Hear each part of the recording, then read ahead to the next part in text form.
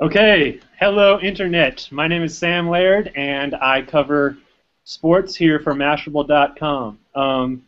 If you know anything about sports, you know that the World Cup starts in Brazil in less than a month. So we're going to talk USA chances in Brazil, their much-hyped group of death, and the World Cup at large here today. I am joined by Sports Illustrated stalwart soccer writers Grant Wall and Brian Strauss. We will get things kicked off shortly here, but first I just wanted to thank you guys for being a part of this. Yeah, thanks for having us on. Sorry we're getting a little bit of a late start, but World Cup is very soon here, so let's do it. Yeah, it's good. We're here now, and it's good. Brian, thanks for joining us too, man. Thank you. Yeah. All right, so the biggest news stateside here lately around the World Cup was yesterday. U.S. Soccer and Jurgen Klinsmann released their preliminary roster for the World Cup. 30 guys going to training camp. That'll get whittled down to 23 who will actually go to Brazil and get to be in the World Cup. It seemed like the biggest roster snub was Eddie Johnson, DC United forward. He scored 5 goals in 2013 for the USA, including some really, really big ones in qualifying matches. Brian, I'm kind of curious what you think. You've been following Klinsmann and U.S. Soccer for about 2 years now, really, really closely. Was this kind of a good call on Klinsmann's part, even if it may have seemed a little bit illogical, or is it something that might come back to bite the USA and Brazil, not having Eddie Johnson there? I would have put Eddie Johnson on my 30-man team, certainly. I mean, he hasn't. He's now playing here in my hometown with DC United, and it's taken him some time to sort of blend in with a new group. I mean, the whole roster was overhauled over the winter. He hasn't scored an MLS goal yet, and so that may have played into Klinsmann's thinking that maybe he's not in form. But, you know, Josie Altidore is not in form either, and he's in camp. So there's a lot more that goes into selecting these guys and how they've been doing in the last couple months. And in my opinion, Eddie Johnson brings something unique to the table. He's really good in the air. He's really good at sort of, finding space and creating a bit of chaos in the penalty area. He's a proven finisher, and he's the sort of guy that when, I want if there's 15 minutes left in a game and I need a goal, and I can pretty much guarantee you that at some point during this group of death slog, the U.S. is going to be in that position. I think he's a guy you want to, put on the field and try to get on the end of some of those desperate crosses. He's experienced. He went to the World Cup in 2006. So, yeah, for me, definitely the biggest surprise, definitely the biggest snub, because there's a lot of unproven guys on this roster. So we'll see. We'll see what Jurgen has up his sleeve. He's always got something up there.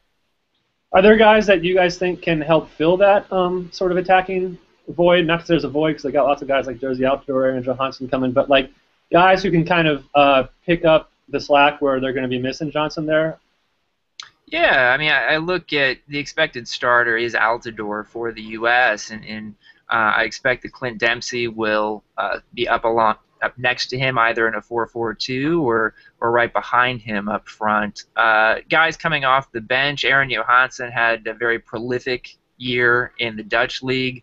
It's always easy to see the big goal numbers that come out of the Dutch league, and they are sort of exaggerated just because of the nature of that league and all the goals they do score. But Johansson had some nice moments for the U.S. toward the end of World Cup qualifying. So he's a young guy who decided to play for the U.S., could have played for Iceland, and I could see him being an effective player for the U.S., either off the bench or potentially in a starting role if things things happen maybe in the next few weeks.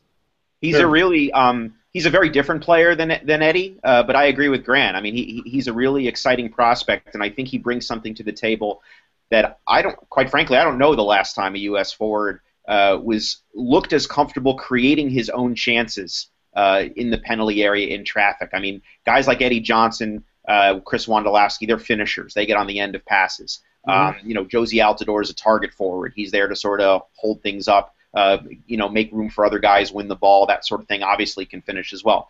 But Johansson's the kind of guy who can dribble 2 guys in the penalty area and get a shot on target, and that's really, really exciting, and we've seen flashes of that already from him, and I hope he gets a run in Brazil. I like watching him play. Yeah, it's very cool. It seems like a lot of more casual U.S. soccer fans might not be as familiar with Johansson as they are with a lot of other guys. Alabama-born, right? Yeah. Right? Alabama-born Aaron Johansson. So that being said, we've kind of touched on it a little bit, but Can you guys just throw some names out as far as guys who the U.S. is really going to rely on in Brazil if they are going to make a little run? Either big names that might be familiar to folks or maybe folks who aren't as famous. Like, who are the guys that, if things go well in Brazil for the U.S., it'll be thanks probably to these guys? Well, I think you have to look at the back line and the goalkeeper as being guys who are going to be under a lot of pressure in these first 3 games. The U.S. got a difficult draw. Ghana has eliminated the U.S. from the past 2 World Cups. They have them in the first game. Portugal has the reigning World Player of the Year, Cristiano Ronaldo, and then Germany could win the tournament pretty easily, I think. So 3 big challenges for the U.S. back line, and they're going to need to be able to not concede goals. So it's a little up in the air right now who that starting back line is going to be. I think Matt Biesler most likely is a starting center back. He's the kind of the rock of the central defense. Tim Howard is going to start in goal for the U.S., and he's a guy with a lot of experience. But on the other positions, it is up in the air.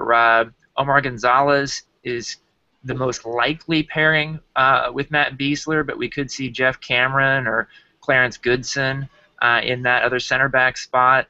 And then at right back, you're going to need somebody who has the athleticism, I think, to keep up with Cristiano Ronaldo attacking from the left wing. And so that could be anyone from Fabian Johnson, who's played that position right back recently in Germany. It could be Timmy Chandler, who's played that position in Germany. It could be Jeff Cameron. There's a number of possibilities there. And that left back, DeMarcus Beasley, is in the running to start, but Johnson could start there as well. So there's a lot that's up in the air. And whoever Klinsmann ends up going with in the defense, those guys are going to have a lot to prove down in Brazil. Sure. Brian, sorry, go ahead. It's kind of remarkable that we're so close to this thing, and as I sit here and listen to Grant sort of roll through these permutations, it is pretty amazing, I suppose, that there's still so much up in the air.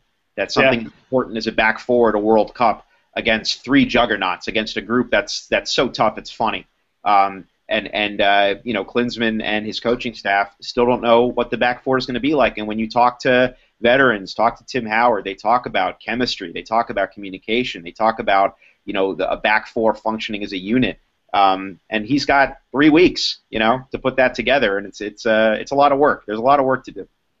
Yeah, it's definitely enough to make a U.S. soccer fan a little bit nervous going into Brazil here.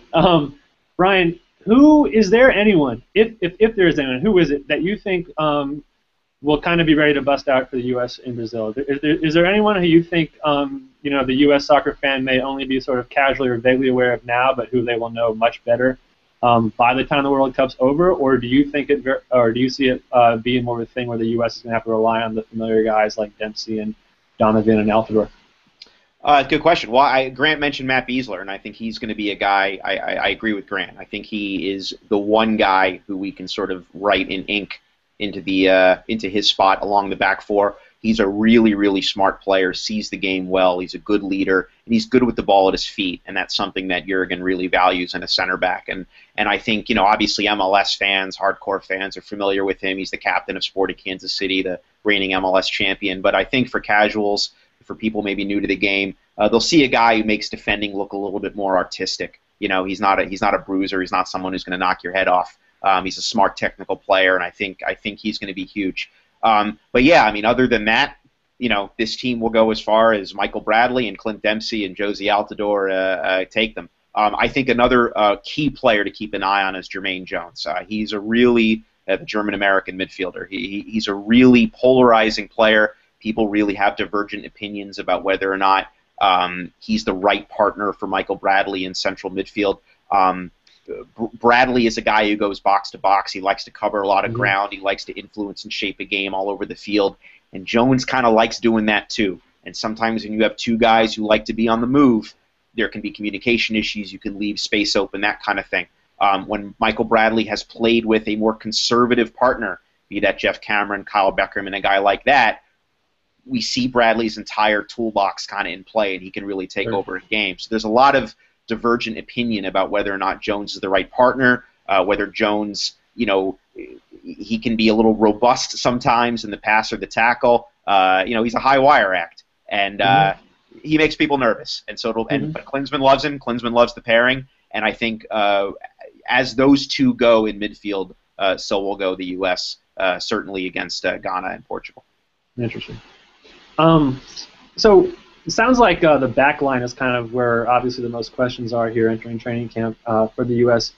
But where do you guys feel like this team is the most, I guess for lack of a better term, stacked, or where they have the least questions to answer, or where they can feel the best going into Brazil? What part of the field? I guess I look at it. You start at the goalkeeper position. Tim Howard has had a very good season with Everton in the Premier League.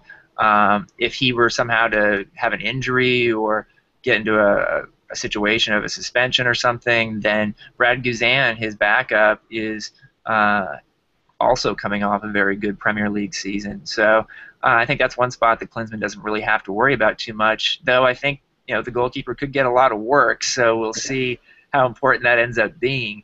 I look at Clint Dempsey getting into form recently with Seattle. He'd had a really rough stretch for a few months, but the last couple of months in MLS, he's been the best player in the league. And I think for U.S. fans, that's great to see, with Dempsey getting his goal-scoring form back, getting his fitness back.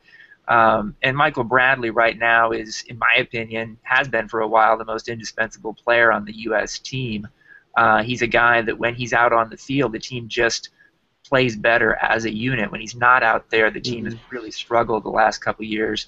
So it's important that he's healthy and that he's able to do, as Brian was saying, what he's capable of doing. And I think that does rely on Jermaine Jones to play a kind of support role that allows Bradley to have that influence box to box. Sure. Brian, anything to add there, or does that pretty much cover everything? No, we're the land of goalkeepers, like Grant said. And it's the one thing you can count on every 4 years, is that we know how to use our hands. Well, yeah. So you mentioned those guys getting a lot of work probably in Brazil, the goalkeepers. This takes us back to December when the World Cup. Crazy how tough this group is. It's just every once in a while I just look, oh God. Yeah, the World Cup draw went down, and for the uninitiated, the U.S. landed in what's traditionally called the Group of Death, which is the hardest group in the World Cup. They're in there with Ghana, Germany, and Portugal. Do you guys think that this group is as tough as we're hearing it is, or is that all overblown, or is it really just that hard of a group? I think that it's a little overblown. I don't even know if it's the most difficult group in the tournament. It is if you look at in terms of FIFA rankings. I think Germany is a tremendous team that could, in fact, win the tournament. I do feel like Portugal is a little overrated.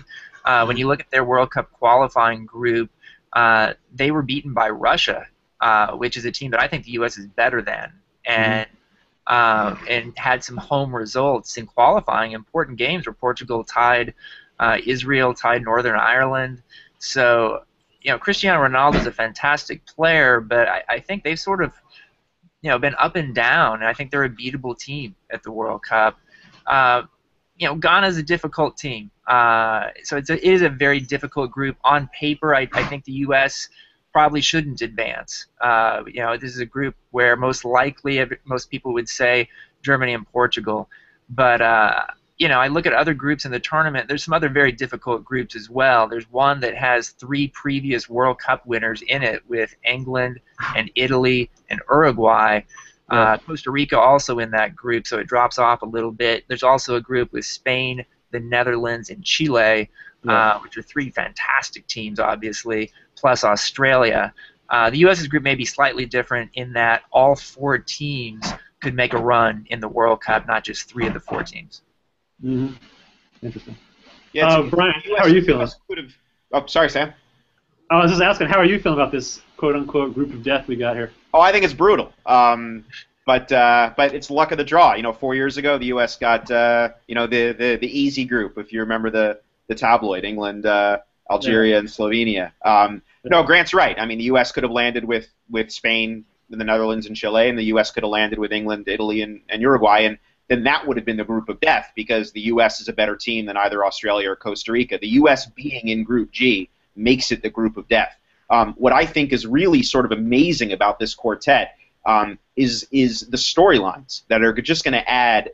They're going to brighten the spotlight. They're going to add that much more pressure. obviously the links between the U.S. and Germany start with Klinsmann, a bunch of players like Fabian Johnson and Jermaine Jones and Timmy Chandler and Terrence Boyd, and the fact that they have a World Cup history going back to the quarterfinal in 2002, the first round in '98. I mean, there aren't two countries in this World Cup with ties like the U.S. and Germany. Then you have Ghana, the nemesis, the source of elimination in the last 2 World Cups, and then you have Cristiano Ronaldo, who in Portugal, and say they're a one-man team or not. I don't think they are, but he is the most recognizable player. Now that David Beckham's retired, Ronaldo is the face of the game globally, and he's going to draw eyeballs and he's going to draw interest around the world and especially in the U.S. So I cannot imagine 3 more high-profile first-round games than what the U.S. is about to play in Brazil. Yeah, it's pretty exciting.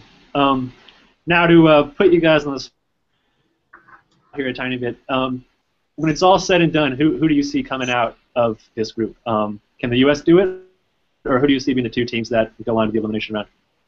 I see the U.S. as being able to get out of this group, and the order of the games is at least a bright spot with this draw. I think having Ghana first, if you can get 3 points and a win out of that game, really would set up the U.S. pretty well.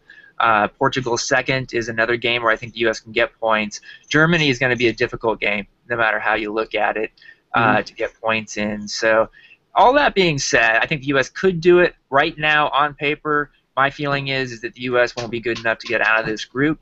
That may change between now and my official prediction time for the magazine in the next few weeks. It's unofficial. Let the record show. All right. Brian, what do you think? I hate predictions. I would guess probably Germany and Ghana. Germany just because of their talent and their pedigree, and Ghana's really good, and they're tough to beat. They're solid front to back. They don't have some of the weaknesses you see in Portugal, and they're on a mission. I mean, let's remember what happened to them 4 years ago, where they were a penalty kick and some Luis Suarez malfeasance away from being the first African team to make the semifinals. I think that's going to sit with them and be a motivator. So, but I don't think the U.S. is going to be out of its depth. And look, Jurgen has made magic before. So do I think they'll get out? Probably not. But would it shock me? Not really. Yeah. That's referencing Suarez's infamous handball to intentionally stop a Ghana goal in 2010. Kind of a controversial play. But all right, opening things up. But yes, controversial. No, it was genius. I mean, it was incredible. It was fascinating. But so opening things up a little bit from Group G, where the U.S. is, to the World Cup field at large. Grant, who do you see as the biggest favorites going in to come out and win the final on July 13th? I think Brazil has to be considered the favorite right now. Maybe not a heavy favorite, but you look at being on home soil, and yes, that could be a lot of extra pressure, but I think it's mostly a benefit for Brazil and the support of their home crowd. We saw the Confederations Cup last summer, which is kind of the dress rehearsal for the World Cup. It has 8 teams, not 32, but Brazil beat Spain 3-0 in that final, Spain, the defending World Cup champion. So I think ever since that game, Brazil has been considered the favorite to win down there, but you look at the other possibilities, and Spain is, they could make a decent argument for being the greatest team of all time when you look at what they've achieved. Not just the last World Cup, they've won the last 2 European championships as well. The only question is, how old are they? Is that having so many guys in their 30s now, like Xabi Alonso, is that going to be a problem? In very difficult conditions down there. South American teams tend to do better in tournaments held in the Americas. So I would also look at Argentina as a team that I think has a decent shot of winning. Lionel Messi, most people think is the best player in the world, has never really shown at a World Cup. And to be the greatest player of all time, or considered that, you really do need to win a World Cup at some point, and Messi at 27 now will be in the prime of his career to do that. Yeah, definitely.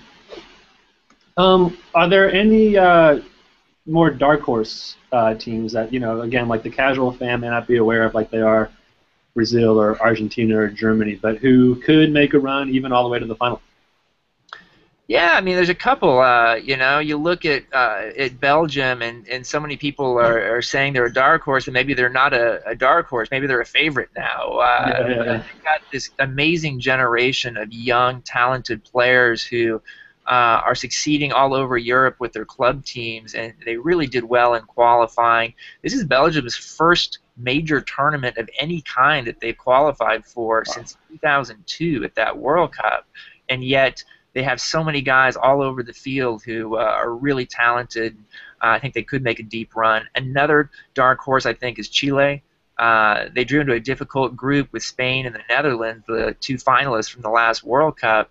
But I think the Netherlands is a team that could go out early in this tournament, and I think Chile's had some great results recently. Big question right now for them is their stars, Arturo Vidal, the midfielder for Juventus. I think the best player in Italian soccer, but he just had a procedure done for an injury, and he should be able to be healthy enough for the World Cup, but will he be fit? Will he be in top form? Yeah, yeah. Brian, I know you're kind of focused like a laser on U.S. soccer here, but are there any any international teams that you're most excited about watching because they're favorites, or just teams that you're excited to see when you turn on the TV and they're playing? Yeah, I mean, I'm curious to see if Mexico is going to take the gift that Graham Busey gave them and run with it. I have this like unsettling feeling in my stomach that they're going to like make the semis now or something. Now that the U.S. opened the door for them in Panama. I agree with Grant. I think Belgium's going to be fascinating. I think there's a bit of history with a lot of these teams that sort of come in young and highly touted but inexperienced, and we've seen them flame out sometimes. Portugal in 2002 comes to mind. Of course, the famous Colombian team in '94. That of course that ended in tragedy, and so as good as these guys are, led by guys like Eden Hazard, they haven't played at this stage before, and it's going to be really interesting to see how they cope. Who else do I enjoy? I mean, France is always fun. I mean, they're always a circus, right? I mean, France is a team that could either lose all 3 games or make the final. I mean, it's kind of a flip of a coin with them. Some real talent, obviously led by guys who play at major clubs like Benzema and Ribéry and guys like that. So they're a fun team to watch, and England is always a theater as well. So it's a balanced World Cup. I don't think there's a juggernaut. I don't think there's a team without weaknesses. The stat that jumps out for me when I start to think about favorites, Brazil has not lost a game in official competition on home soil, I believe, since 1975. Someone is going to have to do something that hasn't been done in almost 40 years, and that's beat Brazil in Brazil to win this World Cup. So do the math. Yeah, it's a lot of pressure on the Brazilians and whoever they play. That's fascinating. And that second round, right? That round of 16 matchup is going to put them. They're going to get out of the group, assuming they'll win the group, and then the round of 16, they're going to play either Spain, Holland, or Chile straight away in the first knockout round. So that'll be crazy. Yeah. I want to switch gears here a little bit for 1 second to some kind of off-the-field stuff that I'd be remiss not to mention. There's obviously been a lot of sort of turmoil in Brazil off and on since they landed the World Cup and the 2016 Olympics. Large-scale protests in Rio especially. A lot of controversy over the money that's being spent on these events when a lot of Brazilians lack basic social services. Police threatening to go on strike, that kind of thing.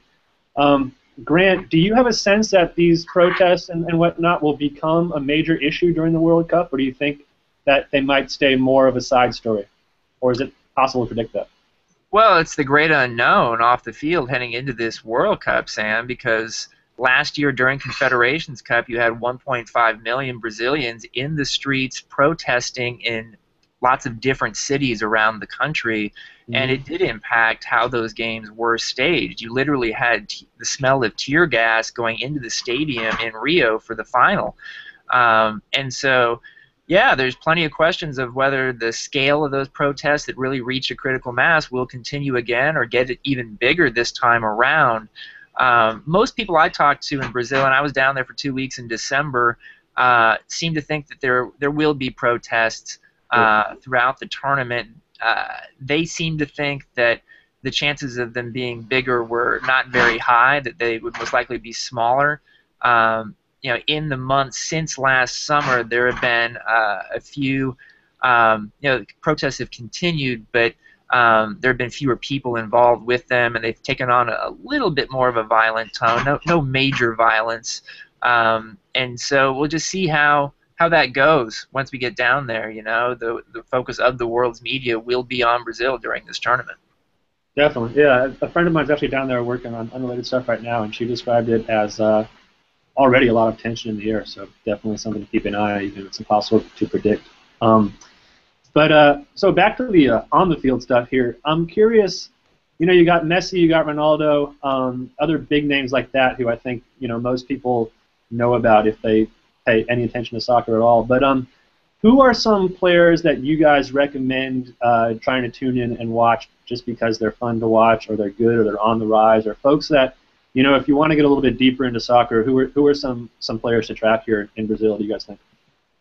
A lot of possibilities here because so many good teams made this tournament. Very few surprise teams getting to this World Cup of those 32.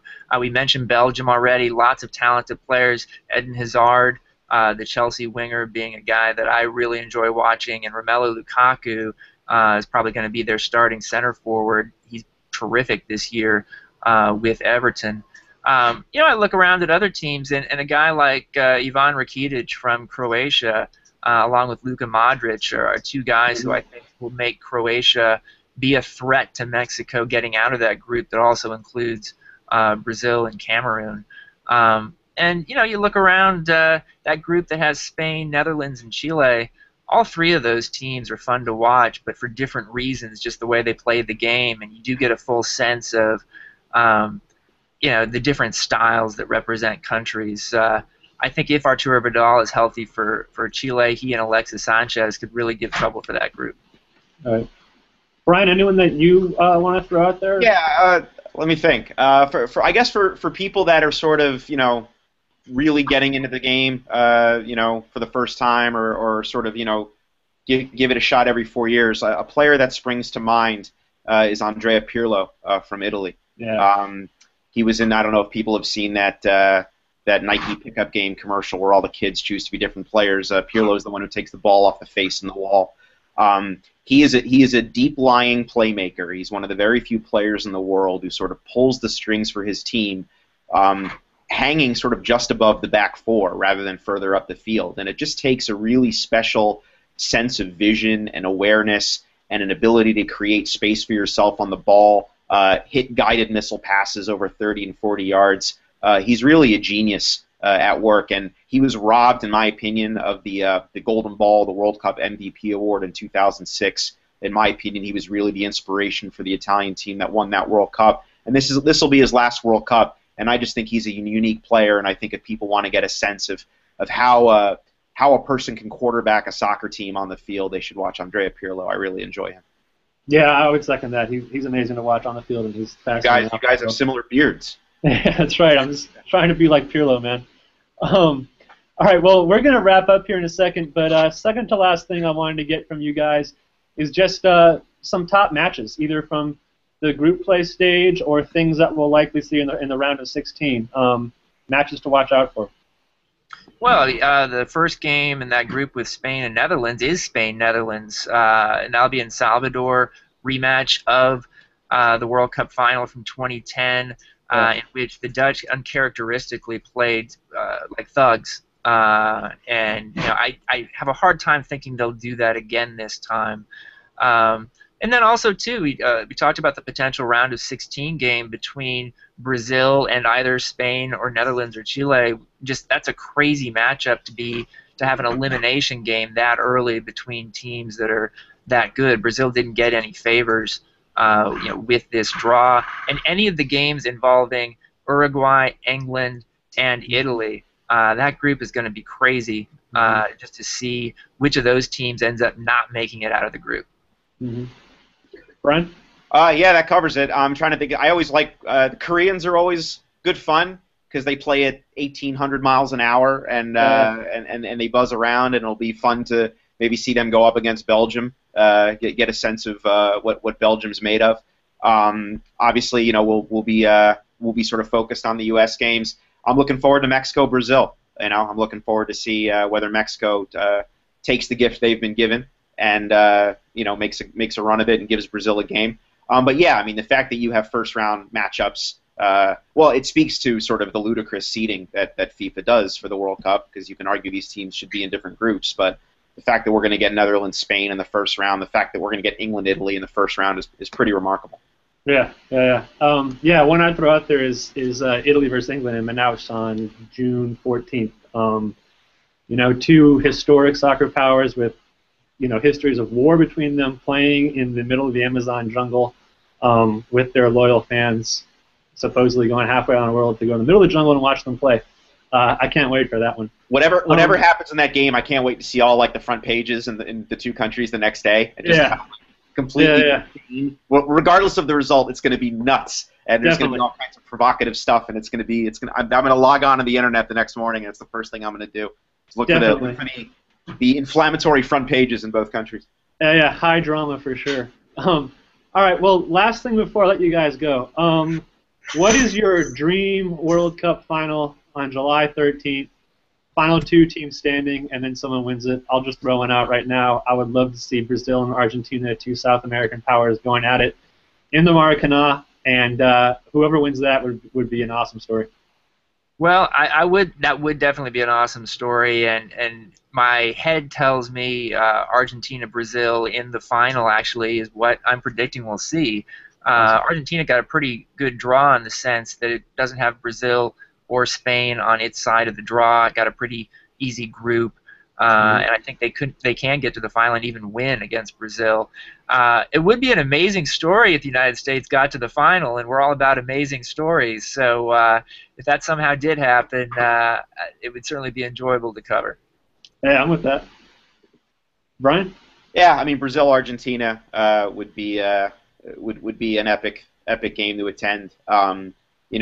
You want to see teams going for history. You want to see more on the line than a result than a trophy. I mean, you want the chance to sort of see people gun for immortality, and Brazil going for a sixth title, Messi going for the trophy that would confirm his status on sort of the game's Mount Rushmore. If I'm allowed to say Mount Rushmore when referring to soccer. It's good. It's too American. That would be intriguing, and of course, you throw in Spain. What Grant said before about Spain, perhaps already there, but perhaps on the cusp of being considered the best national team of all time. Seeing them looking to seal that title without dispute in a final would also be pretty compelling stuff. Yeah, definitely. All right, Brian, Grant, thank you guys for your time. Really appreciate it. And also thank you to everyone who watched this online. Stay tuned to SI and Mashable for more World Cup coverage through July. Thanks again, guys. Thanks, Sam. Enjoyed it. Take care.